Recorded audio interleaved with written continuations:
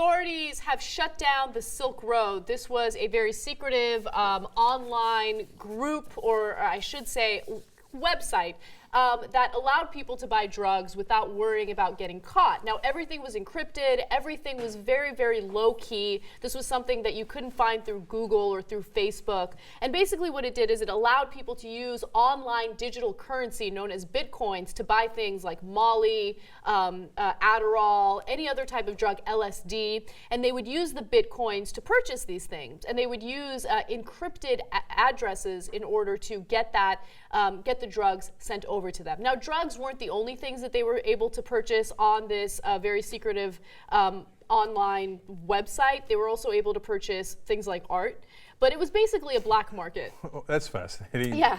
Like, oh man, let me see that Van Gogh. Let me see what you got there. It's essentially an internet marketplace. That's the best way to describe it, a very secretive internet marketplace. Now, the funny thing about this is, we had a TYT meetup, and someone was telling me about this, and I was like, that seems crazy, dog. I don't believe that exists. But it exists. Like a week after that meetup, it turns out that the Fed shut it down, and they seized about 26,000 bitcoins. That's worth $3.2 million, which makes you realize that you can try to ban drugs all you want. People are going to sell them and people are going to use them. First of all, thanks for getting the FBI now to track future TYT meetups. I appreciate that. Second of all, I apparently cannot do anything dangerous because I don't know how to encrypt anything. Like anytime like people go to oh man, I'm going to send you that file in an encrypted fashion. I'll be like, oh, that's it, I'm done. There's no way I could unencrypt it, right? Yeah. So I couldn't do any of this stuff if my life depended on it. Yeah. And look, I'm sure that a lot of people like this website. I'm sure a lot of people thought it was cool. And now I'm going to get hate, but look, I'm for legalizing drugs. We shouldn't even have to have a website like this.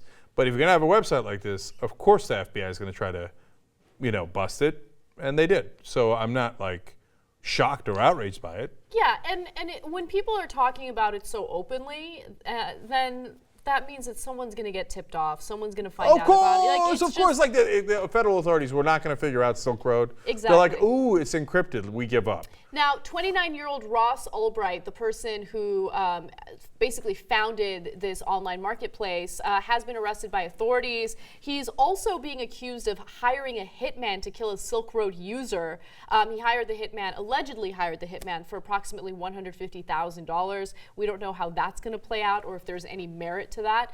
But it's kind of crazy to know that this existed and you could literally just buy whatever you wanted from this online marketplace. Yeah. And so, look, there's a lot of things to be outraged by in the war on drugs. I'm not sure this rises to one of them. No, this is a symptom. This is a symptom of the war on drugs. Exactly. Yeah. We shouldn't even have to have it because it should be legal in the first place. So, unfortunately, a lot of people are going to go to jail over this. But nobody should go to jail over drugs. And on the war on drugs goes. But the good news is, I hear we're right around the corner from winning. So if they shut down one more website, boom, we win the war on drugs.